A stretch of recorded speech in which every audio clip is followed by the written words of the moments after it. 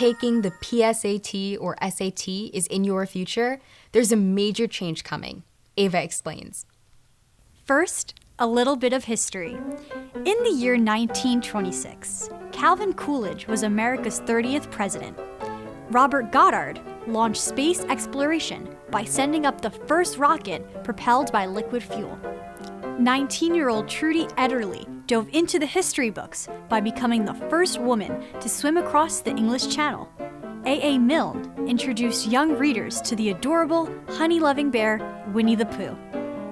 Inventor John Baird gave the first public demonstration of a device we can't imagine living without: television. And 1926 was the first time that high school students had to tackle the SAT. Over the years, the SAT has changed, and now we're about to see one of its biggest changes ever.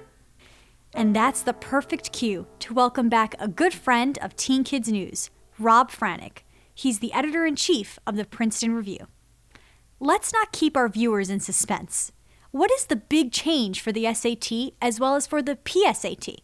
The SAT and the PSAT are going digital. From now on, you'll be taking those tests on a computer laptop or on a tablet. Pencil and paper test versions will be no more, except for students with special needs. And this starts as of? Couple of dates to keep in mind. In March of 2023, SAT tests will be given internationally in a completely digital format. Fast forward to fall of 2023, where all PSAT tests will be given in the digital format. And then spring of 2024, that's March of 2024, all SAT tests will now be digital exams. Besides being digital, what are some other changes? Couple of big changes and really wonderful changes for students is that it will be an hour shorter. So the current SAT, the pencil and paper SAT, is a 3-hour test. The new digital version will be a 2-hour test. Next on the list, there'll be shorter reading passages. Calculators will now be used on every math section. And actually, the calculator is built into the digital device that you'll be having as well. And students will get their scores faster. I like all those changes. What about the ACT?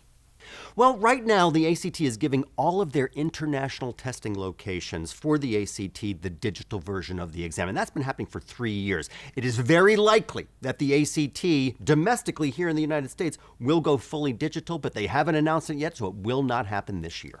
Here's something we've talked about in the past: whether or not to take advantage of the choice to go test optional. Do these new digital tests change the calculus? The short answer is no, it doesn't change the calculus in college admission. Let's remember that some colleges went test optional due to the pandemic. Many of those schools are now pivoting back to requiring the SAT and ACT. Let's also remember that test scores are still used in financial award decisions. That's at both test optional schools as well as test required schools. And last on the list, the SAT and the ACT still allow us to distinguish ourselves from other students that we're going to be competing with in that cohort. Rob, gotta say, when it comes to guest experts, you're not optional. You're required. Thanks. You're welcome. Pleasure to be here.